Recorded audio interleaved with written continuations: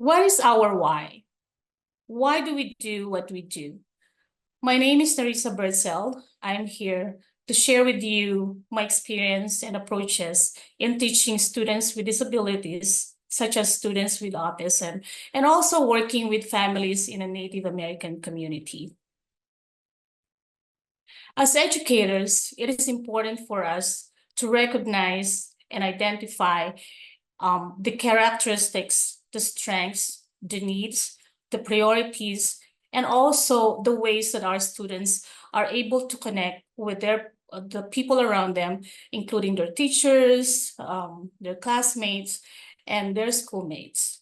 It is also important that we recognize their characteristics, their individual differences, sometimes their inattentiveness to the task that you are asking them to do. We have to recognize they have some unusual reactions, unusual interest. They also avoid eye contact sometimes. Our students are limited with words, they are limited with their vocabularies, so we have to understand how they communicate with us in just a few words that they're using. They show repetitive behaviors, they repeat words. When we greet them, they echo what we're telling them or the greetings that we're saying to them. Our students also have difficulty with transitions. It is important for us to make sure that we talk to them, give them a heads up if we will transition from one activity to another, or there will be changes in their schedule during the day. It is important also for us to create that routine for them so that they don't get overwhelmed and it doesn't create any anxiety for them, and their day will go by really smoothly. I really like that our students with autism, I love their unusual interest. I learned so much from what they're doing and all the things that they have a little bit of an obsession about. And also, we have to be careful and be vigilant on their behavior, because frustration can also develop such behavior wherein they self-harm. For educators, especially for teachers who are working with students with autism, we always have to capitalize on their strengths. We focus on their strengths. Remember that our students with autism, they have really great memory. I love my students when they show me how good they are with remembering things. I have students who knows the schedule, who knows the date. Sometimes we are so busy in our daily schedule, preparing our lesson plans, preparing our instructions, and our students will remind us on some of the schedules that we have for the day or for the week. For example, you have an assembly that you forget, and they will remind you, hey, teacher, it's about time to go to the gym or something. So that's one of the strengths that they have that we have to capitalize on. They also do things in particular way. They are visual learners. They love pictures. They love colors. They love to engage on concrete materials, and hands-on activities are really, really helpful for them. They have very good attention to details, so we have to be careful also on telling them things that are not related to our lesson or to the activities that we are working on, but capitalize on some materials and some lessons to develop their skills. And remember that everybody is capable of loving. It is us modeling that to them and be observant that they're able to reciprocate the love and care that you're showing them. And of all of us, I really like that our students can spot patterns. They really have a good way of seeing patterns in abstract pictures, in different things, in numbers. I have students, I really like this kid. He can memorize serial numbers of all the toys that he sees in the store. So he has a big book of all these serial numbers. So those kind of things. And I know that he's really good in memory. He's really good in math. So I capitalize on those on developing her or his math skills. Also, identify our student needs. They need individual support. We have to develop and create systematic instructions for them, wherein there is a process on how they have to learn the concept that you're teaching them. Also, not all concepts, academic lessons, they don't need to learn all those. We have to understand what our students need. So we teach them that targeted skills. They also need routines, just like what I shared earlier. And most of all, they need understanding, compassion. They need support in socializing with their peers. They need support in creating that social interactions with the people in the school system or in the school that they are in. Also, we need to identify and also understand that our students with autism have sensory issues. And not everybody have those. One student may be sensitive to sounds, one student may be sensitive to temperature. I have a student who doesn't really like watching a movie, even a short clips or something like that, just because of the sound. The lights could be an issue also. So you may have so many students in your classroom with different sensory issues, and you have to adapt or adjust to those kind of difficulties or limitations that they have or challenges that they have. Safety, I have observed that our students, they don't have sense of safety. So we have to create that instructions and also train them on how they have to be safe in different situations. It's not only giving them instructions, but also modeling that activities and for them to really practice that in real setting. So you can take them out and practice that in different settings within the campus. And if you're able to go on field trip, also practice that safety skills that they need to learn. Be careful about our students who have anxieties about different situation or unfamiliar situations. So I know whenever we have some kind of schedule that we have to go to, I have to prepare my students so that they will be ready to be out there on the and comfortable being around the big crowd or being around their classmates or in the school activities wherein it could be too loud or it could be too overwhelming. So it can create that anxiety. But once they know that we have to be there or we're scheduled to go to certain places, then they're able to have that mindset and they are ready. Prioritize their priorities.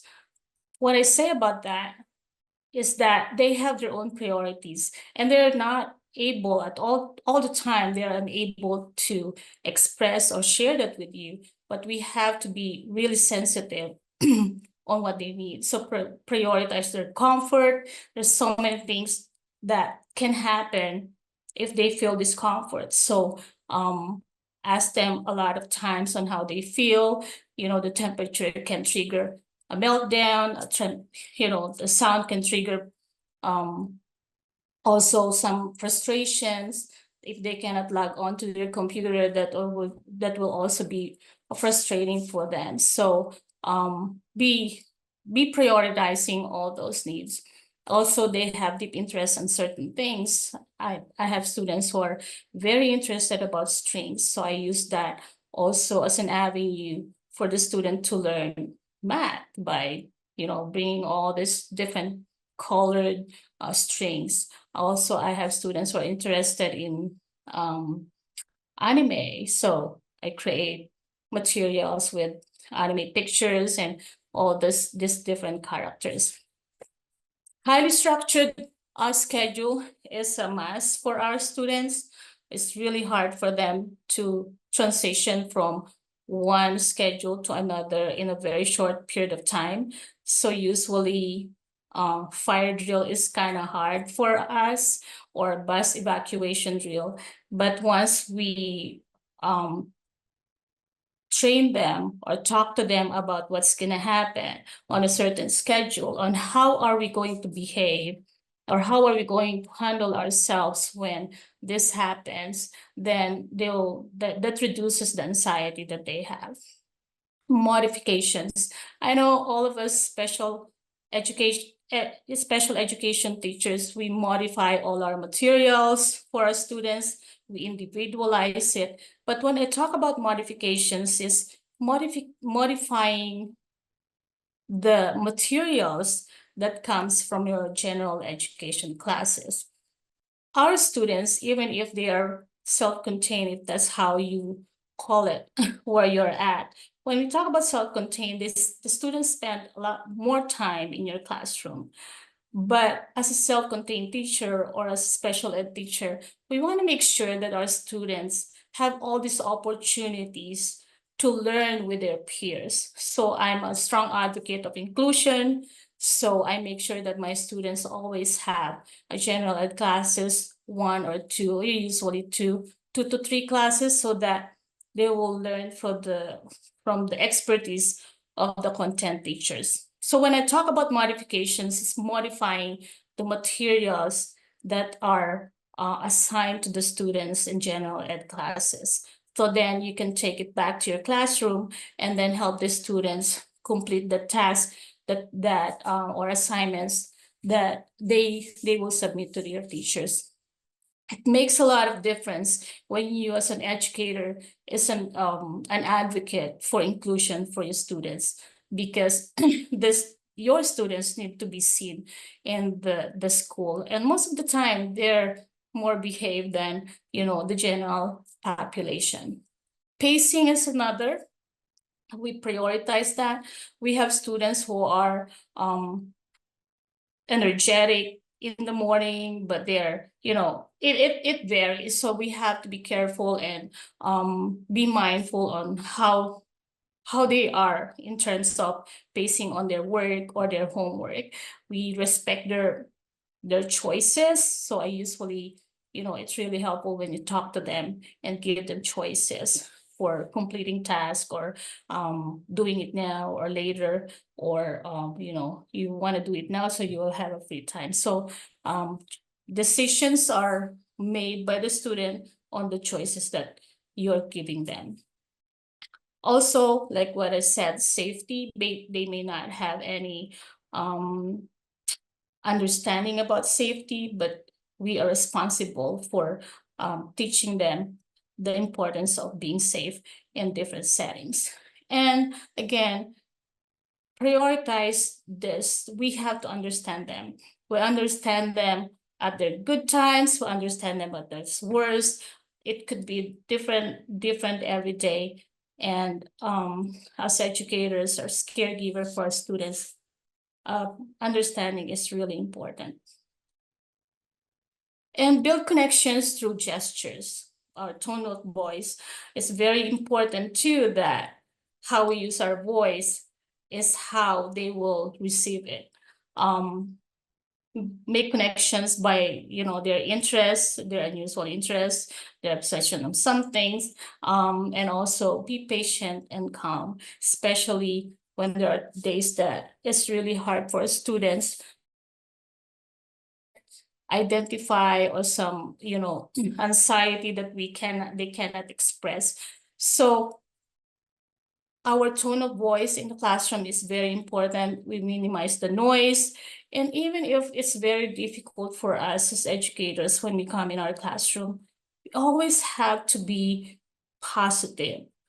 We always shake it off and be positive whenever we see our students, because that's how they gravitate to. They want to be in school because you are the light.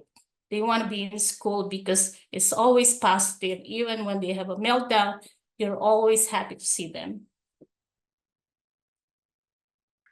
it starts from strengths, just like what I'm saying earlier, focus on the strengths, because when you focus on the strengths, there are so many things that they can see. And these graphics, I'm showing that different colors, different opportunities, different things that our students will be able to show you if we focus on that strengths. Remember that our kids, like what I was saying, they have really good memory. They are, good in details. They're honest. They're too honest even that oftentimes we have to train them on how we're gonna speak. What are the things that we're gonna say in certain situations, because they're too honest to give their opinion or to describe something. So also that's part of our, you know, work to really help them on how are they going to give their opinion, how they will share, things that they feel in a more discreet manner. They see patterns. They're very visual. Like I said, they really like pictures. So combine your pictures with words. If you want them to learn how to read, combine your words with pictures so that, they have a snapshot, they will remember those. They have really good interest on things that people ignore. They are creative in their own ways. They like structure, which is really good for teachers because we want structure. That's how we manage our classroom. And they have passion for things. And with all of this, we create a unique identity of our student.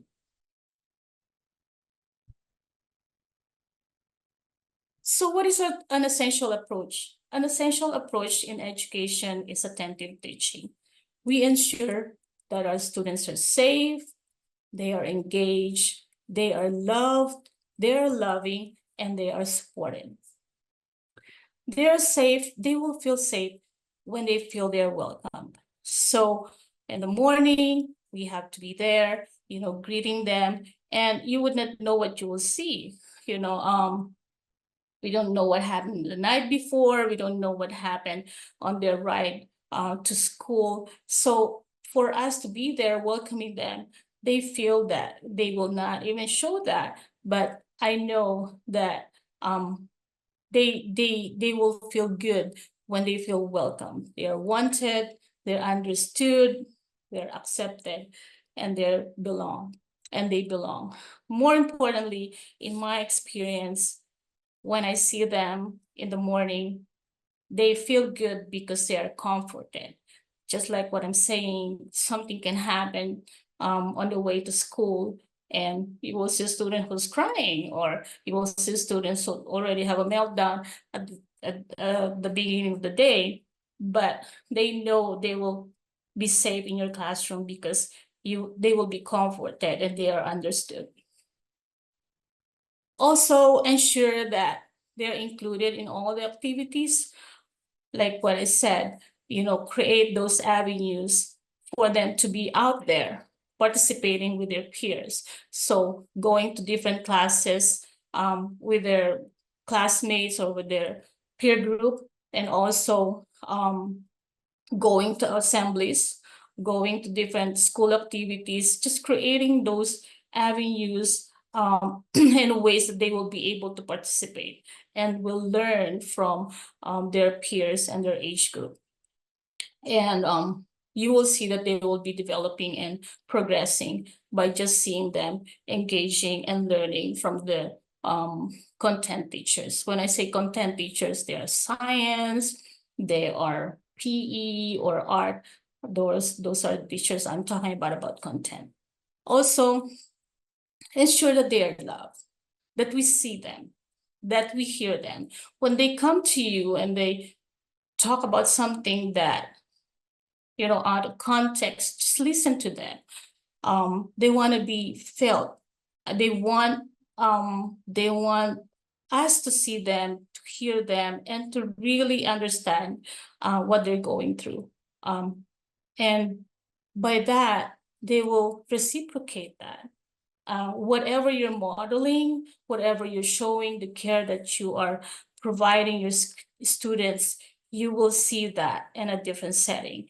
It's really amazing when you go to the community, or when you have a parent-teacher conference, or some kind of assembly or community event, and you see your student and the families, and you almost see yourself in them, because that's how you model that respect, that's how you model the love and care for everybody that you encounter. And ensure that they are supported. Like I said, included in different activities, school-wide, class-wide, different places, and encourage them to participate. We always make sure we have high standards for students. And I know sometimes we'll hear people will say, but that's too high for my kids, but we can modify. We set the standard so high that the student will try to reach it. So we model, we encourage, we model how to get there.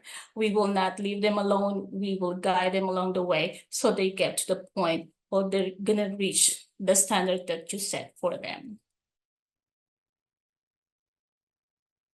Attentive teaching is caring. So for family, it's very important to plan together at the beginning of school year. Take some time to meet with the parents to talk about, the priorities that you want to work with the following year, in terms of behavior, academic, daily living skills, or anything that they identify. See, when the students go on a break, summer breaks usually 2 months, or 5 weeks or so. That's a long time, and the students may have developed some habits, or it just really break that routine that they have in school. So work with the parents, the first few days of school year, so that you are aware of what you're gonna have to work on, and also continue building that relationship at the beginning of the school year, for the family to know that you're there to work with them, and that you have the same goals that you want to reach at the end of the school year. Maintain an open communication and communicate regularly. It is really helpful when you send messages every week. I do send messages. It's very generic for all my parents. It includes schedule for the week, or some kind of reminder, some kind of announcement. If we have some events happening in our school, I send those to them, but also send individualized messages to the parents. Say something, share the good things that the student is doing in the class, and also remind the parents of certain things. Make that also a very personal communication that you have with the parents. Also, I forgot to mention that when you plan together at the beginning of school year, also mention that, get their consent if they want, if they will allow you to take photographs of their kids. I think it's really important for the parents to see what they're doing that they're missing. So when I talk to them, I will ask permission if I can take pictures, because even I is so amused on what the students can do, and how much more how the family will feel when they see that the students can do something that they're unable to see because they are not there. So those are very, very impactful, and parents really appreciate it. Just make sure that you get that consent. It's becoming a regular thing for me to take pictures and send them right away, so that they know that's happening, at that moment. And also, your open communication with the parents will build that strong relationship with them. Empower families through facilitated support.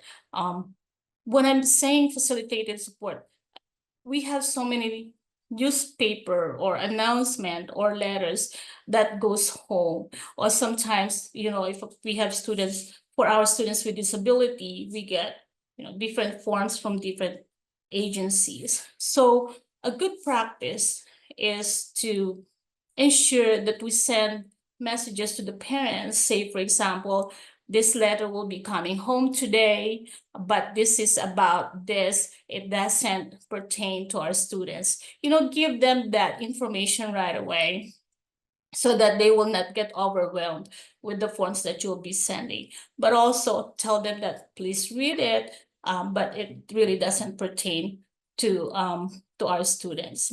So something like that. Also help them interpret the forms if we'll be sending them.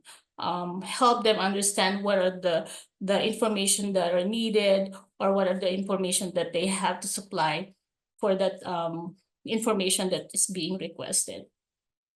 And also, we can help manage the students' activities at home by creating a picture schedule, a step-by-step direction, and a picture word that they can use and reinforce the skills that we are teaching in the classroom. I usually send that to my students. I miss one actually, and there was I think I talked to the parent, and when I shared, would you want a picture schedule so that students will be able to see it, put it wherever you want the students to see it right away, and that will be really helpful.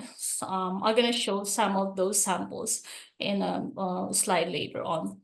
For the community, be visible. There will be community events. They're all announced. You will know when it's happening. We usually go to storytelling time or powwow because we are in a Native American community. I like attending to different powwows and different celebrations, cultural celebrations. Attend those when you are invited. There are celebrations, family celebrations, and you will get those invitations from the parents. If you have time, or please take time, go there. It's very special when parent or the community invite you to attend some of those cultural events. Visit the villages if you're available. Our school district set aside a day when they will take the staff to visit different villages so that we know we can we already have an idea of how are we going to care for our kids when we know where and also we're able to relate to them by sharing some of the stuff that we see in their area. Schedule field trips, for different places in the community, and also the safety training that I'm talking about, and also some of the instructions that I talked about earlier. Use that as a community-based instruction where the students will be able to practice the skills that you are teaching them and you want them to develop. Plan volunteer opportunities. If there are some offices who need volunteer for certain activities, create that opportunity for your students, and also make sure that we ask the consent of our families. And most of the time, the family would like that. Because I'm a strong advocate for inclusion, I always try to find that opportunities for my students to go out there in the community, to engage with the people around, and that the people will know that these students behave this way respectfully, in different situations, and that they will be embraced really well by the community and by the people. Attentive teaching is sharing. Share approaches that are effective and can be reinforced at home. There are things that there are behaviors that or strategies that you can teach your students in the classroom, and when you find it to be effective, and you remember that the parents struggle with that, then share that with the parents and help them explain how it can be done so that there's continuity of what the students are doing in your classroom, and also that at home. So you are on the same page with the family on some of the strategies that you're implementing in your classroom. Connect with parents and family to available resources or services. as an educator, I'm also a transition specialist. So I build connections with different agencies, and I make sure that I ask questions that my parents will be asking, so that when I present and share this information to them, they are more disability specific, because I know my students' disability and the challenges and the support that they need. So I have more individualized services that I'm able to share with them and connect them to be the bridge for the family and the agencies and services that you are connecting them with. Share appropriate resources. Schedule a family day if you have time. Well, we always have time in school days. Create that family day to share resources, invite speakers, create that relationship with the agencies and the families. And this is also a good way for them to share, the challenges that they face in caring for their students, or what are the support that they may need as a family. Just make sure that we always ask to present your ideas, present the activities that you have in mind to the parents and families, respecting their dynamics and the system, and also the cultural practices.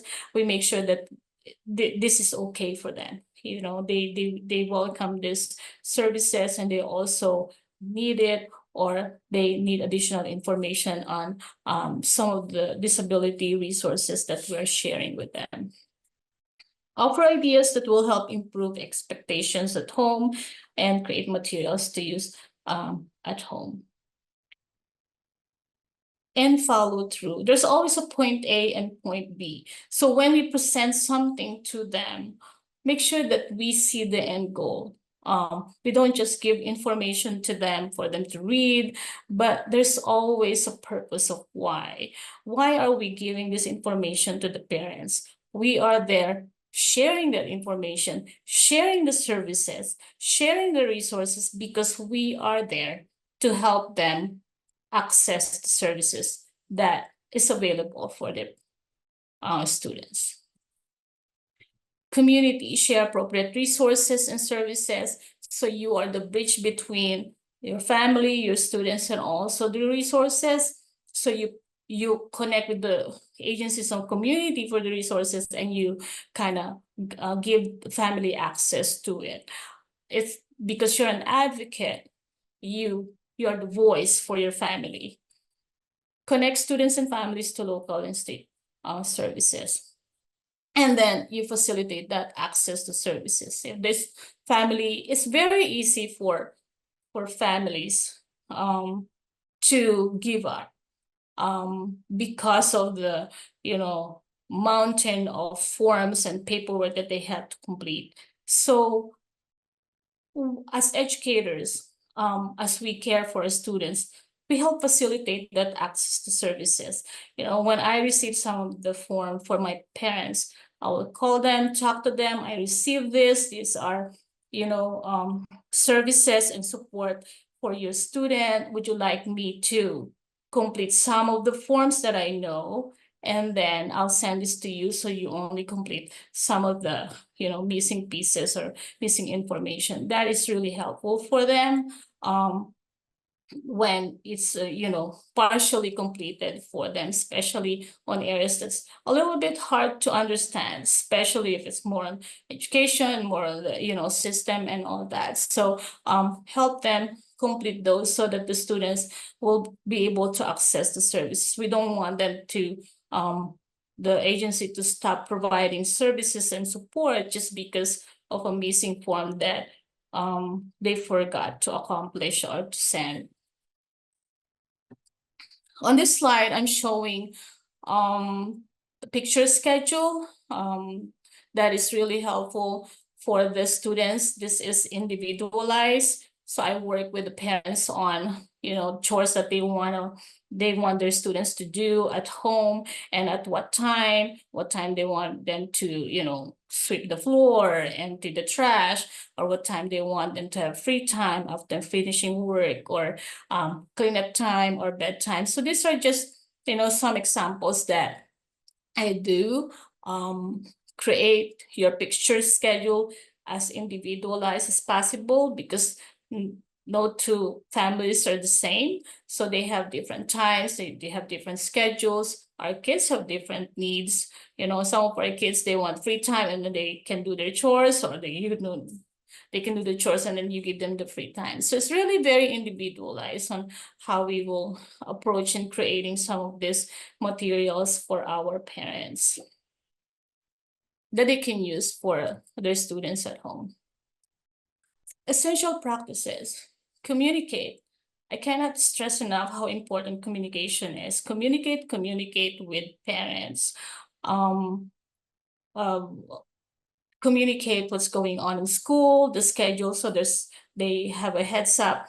I spend extra time sending reminders to them. If we're gonna have a parent-teacher conference, for example, I'll send them the schedule, and then the day before that, I'll send another message reminding them.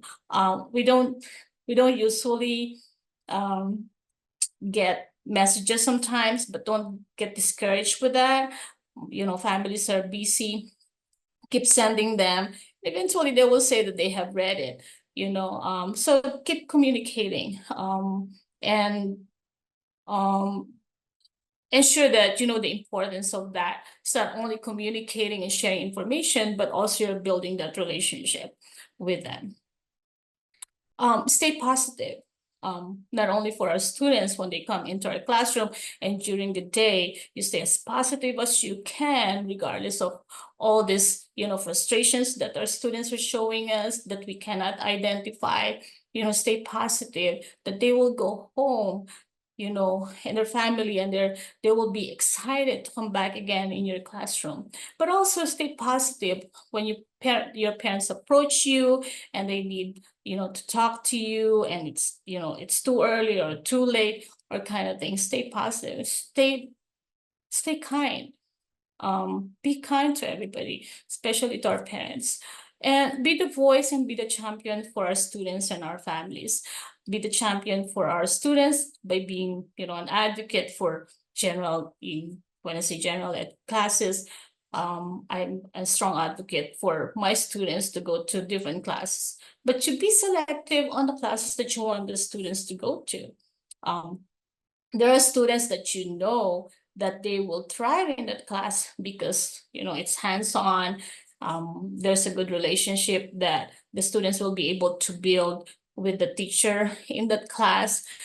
So you are the best person who can create these opportunities for students, because the teachers, what kind of lessons that they're teaching, your students' interest, and that they will thrive in those classes that you will send them to.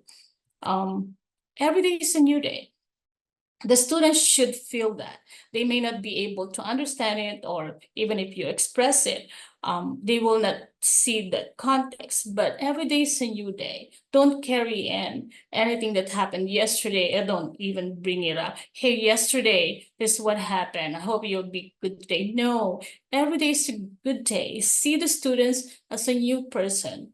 And again, go back to make sure that we always make them feel welcome and safe in our classroom.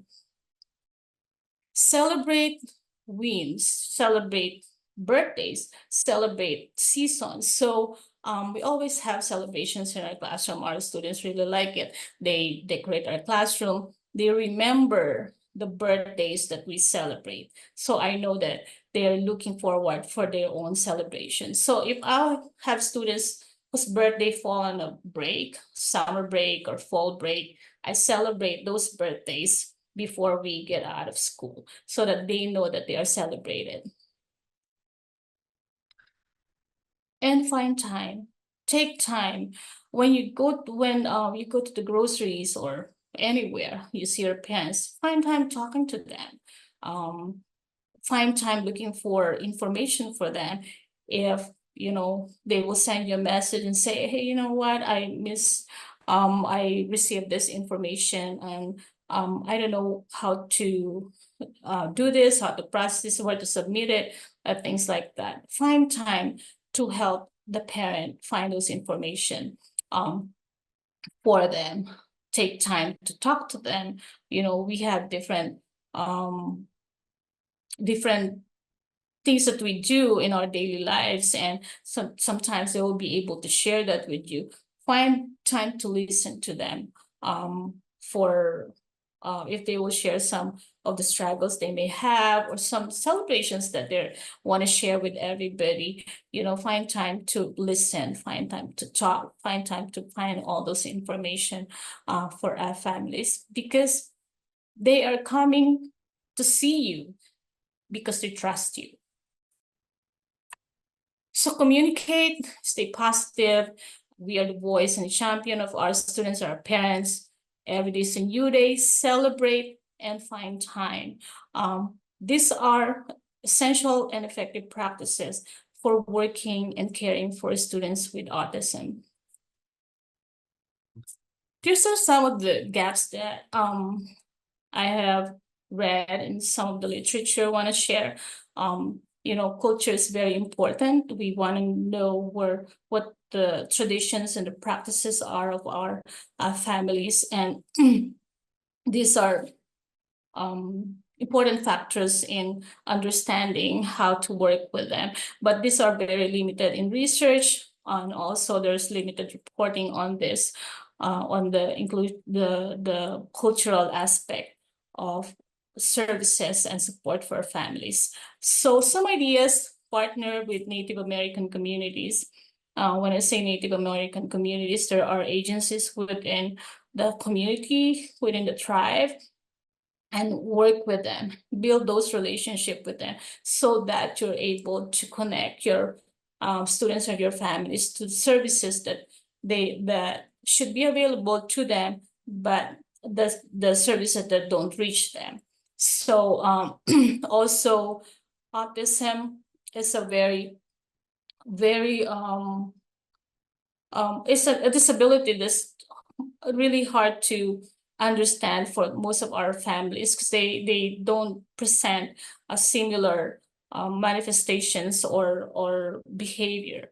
So understand how the community sees the limitations and challenges of our students who have autism, and find some resources for them, and facilitate that access for them for services and support that may be available within the community or outskirts that's closer to where they are at.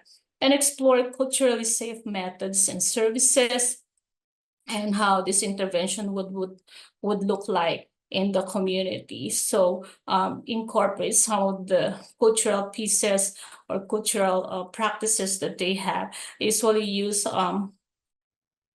pictures from the community. Some of the words, actually my students know most of the words that they have in counting, and also use the greetings. If they're using the language, use those greetings when you work with the students and also families. And also be open on, or be willing to ask our families on the practices and cultural practices and traditions that they do, that they're willing to share with us, that we can also use, so that our students, when they're in our classroom, we incorporate this cultural practices, so that when they get home, they're not only reinforced, but they will be doing the same things, and you're helping the family to instill an understanding to the students, the importance of that cultural pieces that the family is strong about. So hopefully this is helpful for you, and thank you.